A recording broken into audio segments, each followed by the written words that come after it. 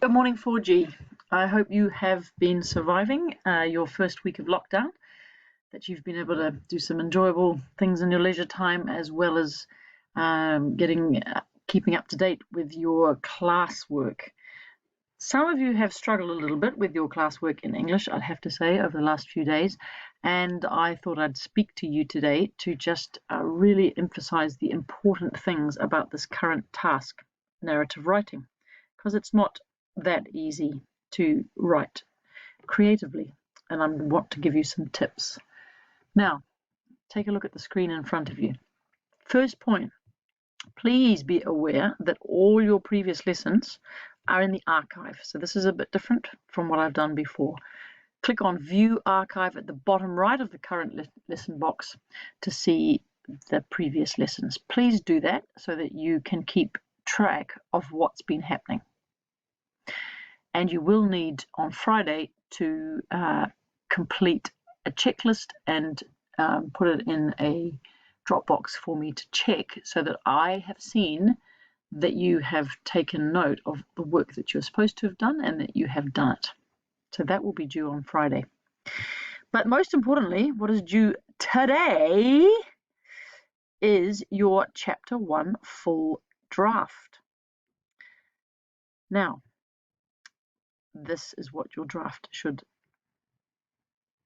encompass. You should be writing around 350 to 500 words. And remember that this is just Chapter 1. You can't write a whole story in Chapter 1.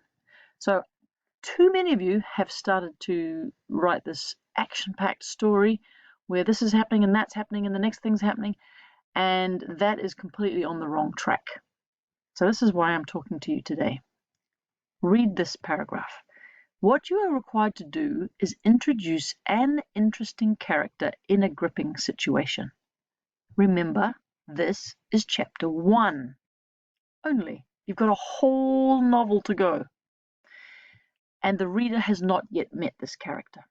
So too many of you have started with all this action where you're going from one thing to the next thing to the next thing to the next thing, and there's not enough establishment of character. What you will see if you look below after you've watched this video on the GrammarNet page is the mark schedule, which shows that you need to establish character. So the best thing to do is to choose one main event to include in your chapter, just one space, one setting, one main event, and focus the rest of your writing on character development. So hopefully I have given some feedback to most of you, if not all, actually on your Google Classroom page to show you what I mean.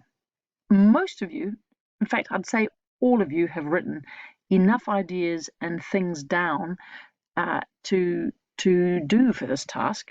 You don't need to write any more. You don't have to come up with any more ideas. What you need to do is to work out how you can go into detail with those ideas, how to stop in that moment and describe your person. What is he thinking or she? What does what they're doing tell you about them? How do they do it? Do they move slowly? Do they look thoughtful? Talk about facial expression. Describe the person in that moment.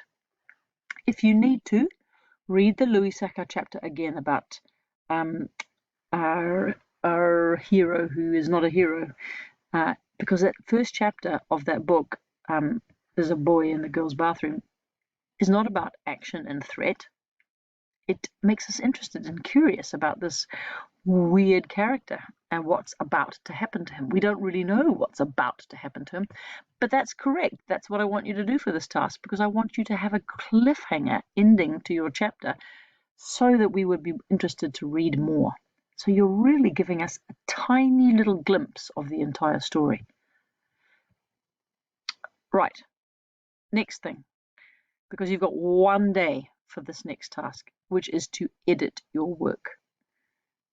The good copy, as I emailed many of your parents, is due tomorrow, Thursday.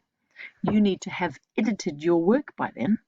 And here I have put up on the GrammarNet page a whole bunch of slides for you to read to remind you about punctuation rules, especially how to punctuate direct speech. So some of you have used dialogue, although dialogue is actually really difficult, and so I've said keep it to a minimum.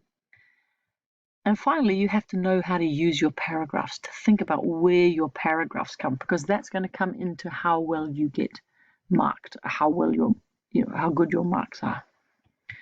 All right, and finally, please don't click on turn in. I think that if you do that, you won't have access to your page anymore, and I have to return it to you manually. I keep on pressing return, return.